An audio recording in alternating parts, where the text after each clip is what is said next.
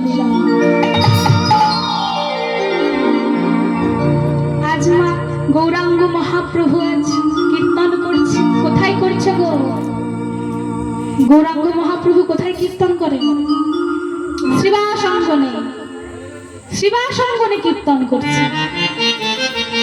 গৌরাঙ্গ মহাপ্রভু শ্রীবাসঙ্গনে কীর্তন করছেন। শ্রীবাস কথার মানে কি বাবা? শ্রী অর্থাৎ সুন্দর, আর বাস অর্থাৎ গৃহ। তাহলে এবারে ভক্তমণ্ডলী নিশ্চয়ই ভাবছেন যাদের যাদের সুন্দর গৃহ রয়েছে প্রভু তাদের কাছে এসে কীর্তন করবে, তাই তো?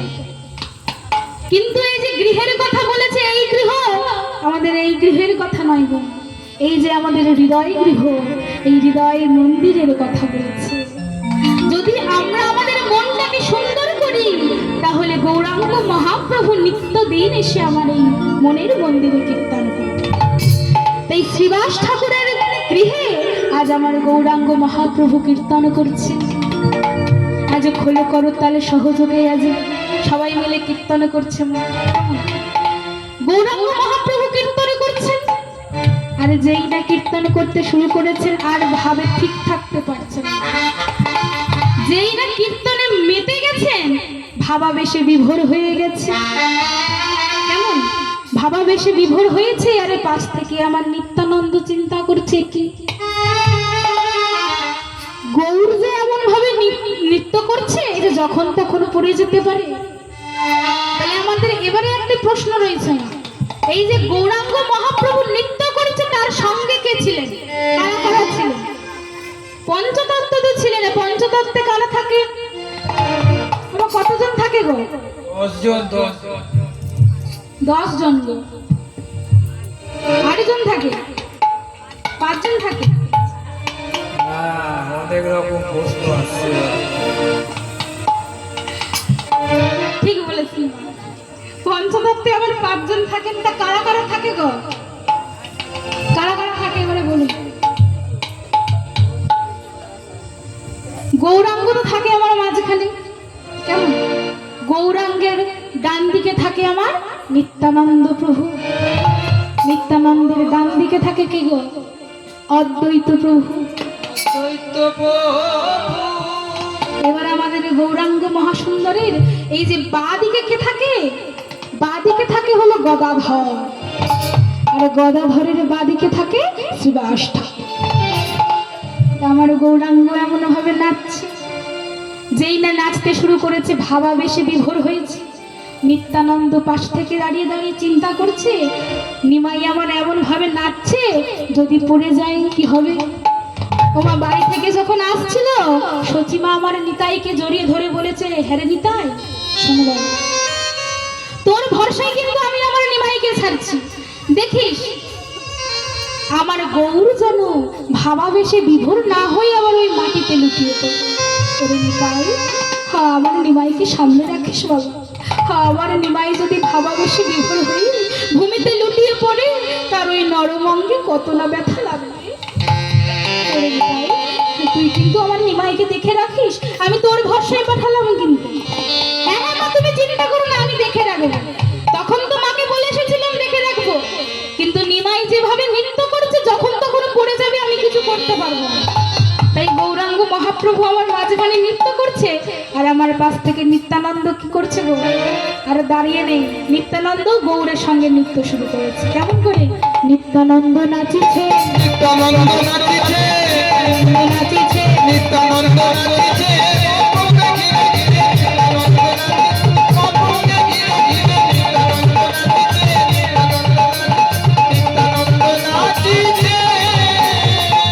আজ আমার নিত্যানন্দ কি করছে? গৌর তনু ঘিরে ঘিরে নৃত্য করছে, যাতে গৌর পড়ে না যায়।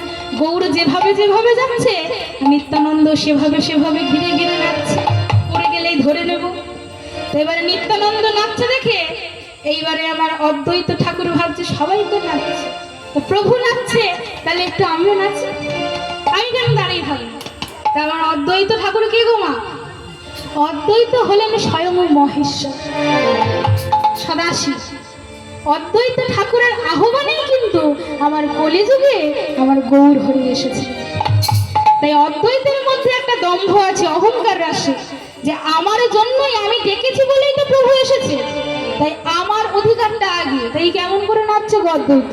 আমার অদ্বৈত নাচিছে, অদ্বৈত নাচিছে, নাচিছে, অদ্বৈত নাচিছে, এই অহংকারে, এই অহংকারে অদ্বৈত নাচিছে, অহংকারে, অহংকারে, অদ্বৈত নাচিছে, অহংকারে, অহংকারে, অদ্বৈত নাচিছে।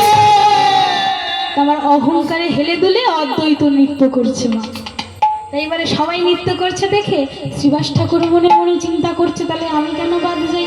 তা আমি যখন দাঁড়িয়ে রয়েছি একটু গাতে হেলালে কিছু হবে না। শ্রীবাস ঠাকুরকে গো স্বয়ং নারদমুনি গো, স্বয়ং নারদমুনি আমার শ্রীবাস হয়ে এসেছে। তা শ্রীবাস ঠাকুর চিন্তা করছে যে আমি কেন দাঁড়িয়ে থাকবো না, আমি একটু নৃত্য করি। শ্রীবাস ঠাকুর একটু নম্র স্বভাবের, খুবই নরম।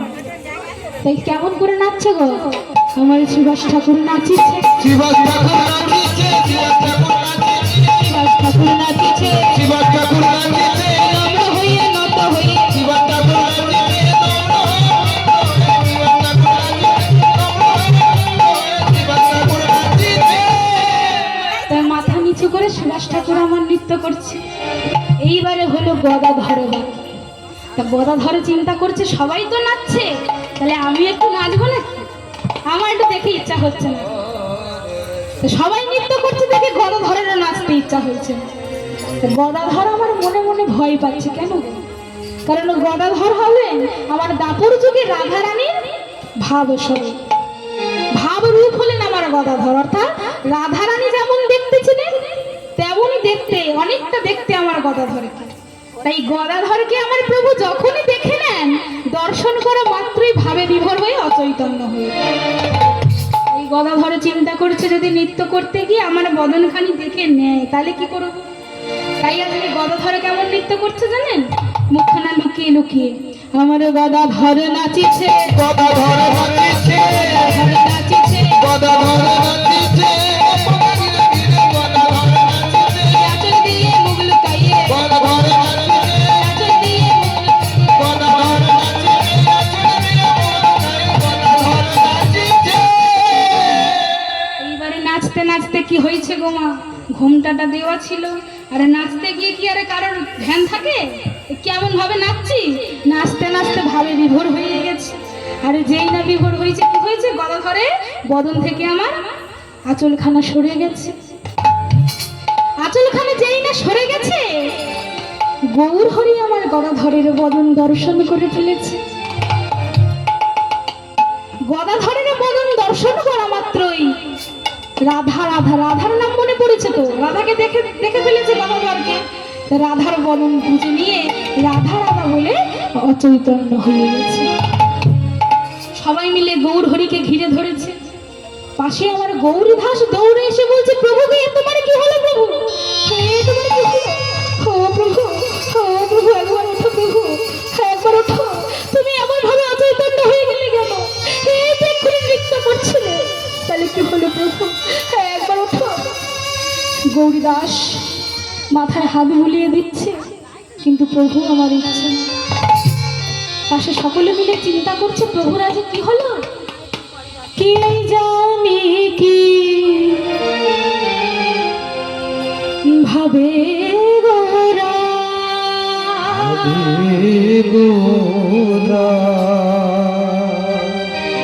গৌরী দাসে ধরে কি জানি কি হবে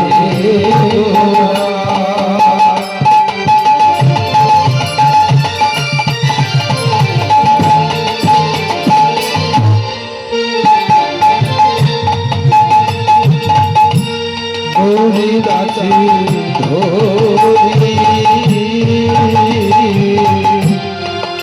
জানি কি ভাবে গোরা,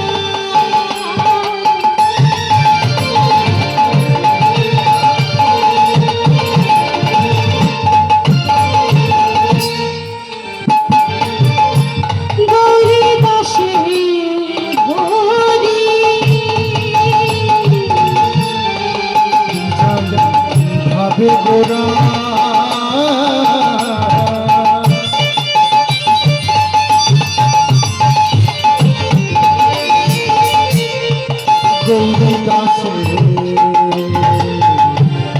হরি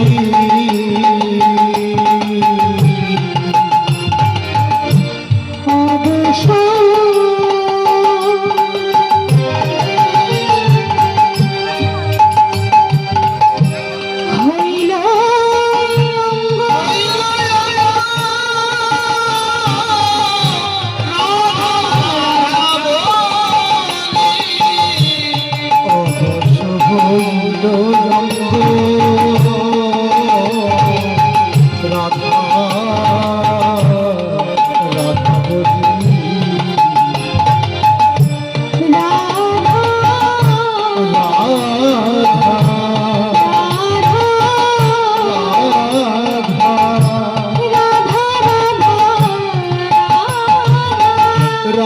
রাধা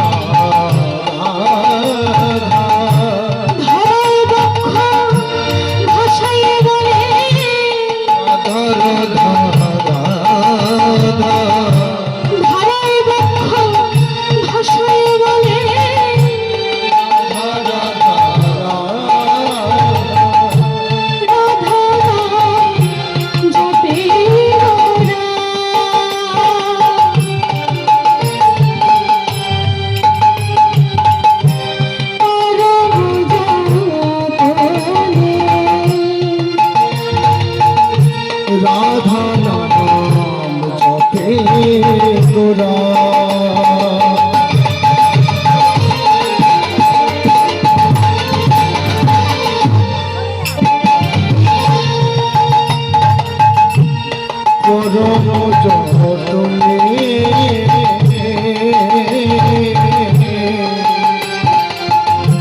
রাধা নাম জপে গোরা করম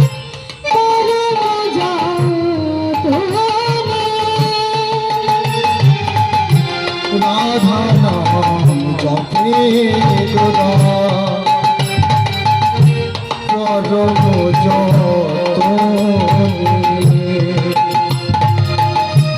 সুরধনে ধারা বহে উদুতি নয়নে। সুরধনির ধারা বহে দুটি নয়নে সুরধনে ধারা বহে উদুতি নয়নে। সুরধনির ধারা বহে দুটি নয়নে বইছে ধারা বইছে ধারা ধারা বহিছে ধারা বইছে রাধার বহিছে ধারা বইছে রাধার বহিছে ধারা গৌরী দাসের কণ্ঠ ধরে বহিছে ধারা বহিছে ধারা গৌরী দাসের কণ্ঠ ধরে বহিছে ধারা বহিছে ধারা হে রাধে রাধে বলে বহিছে ধারা বহিছে ধারা রাধে রাধে বলে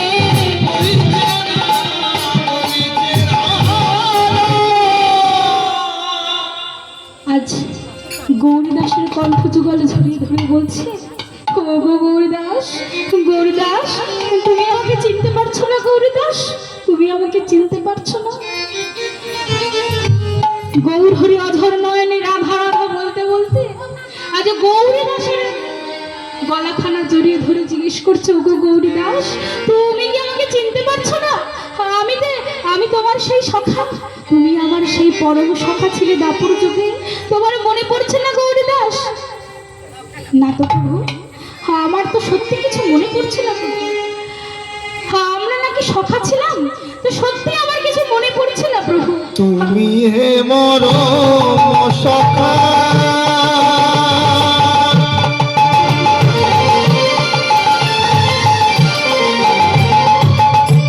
পরম সুহৃদ আমার মনের কথা বিদিত তুমি হেমা রমসখা পরম সুহৃদ আমার কথা তোমাকে বিদিত আমার মনের কথা সকলি জানো আমার কথা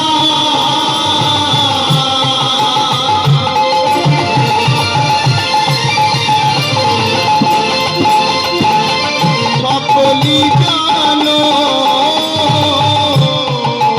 আমার মনের কথা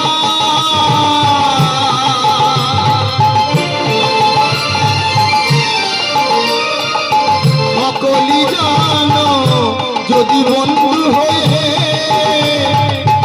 আমায় মানো মনের কথা সকলি জানো ওগো গৌরীদাস, তোমার এখনো মনে পড়ছে না গৌরীদাস, সেই দাপর যুগে তুমি আমার পরম সখা ছিলে, আমি আমার মনের সকল কথা তোমাকে বলতাম। ওগো প্রভু, সত্যিই যে আমার মনে পড়ছে না। তবে শোনো গৌরীদাস, আমি আজকে তোমায় সেই দাপর যুগের লীলার কথা শোনাবো। মায়েরা মন দিয়ে শ্রবণ করবে। আজ গৌরাঙ্গ মহাপ্রভু গৌরীদাসকে সেই দাপর যুগের লীলার কথা শোনাচ্ছে। ওগো গৌরীদাস, তোমার মনে নেই গৌরীদাস, যখন সেই আমরা সবাই রাধা কুণ্ডে গেছিলাম, তখনই কি হয়েছিল? রাধা রাধা বলি প্রেমে হইল বিকল, রাধা রাধা বলি প্রেমে হইল বিকল, রাধা রাধা বলি প্রেমে হইল বিকল, রাধা বলি প্রেমে হইল বিকল, রাধারে আনিয়া মনে মনে সুময়, রাধারে আনিয়া মনে মনে সুময়।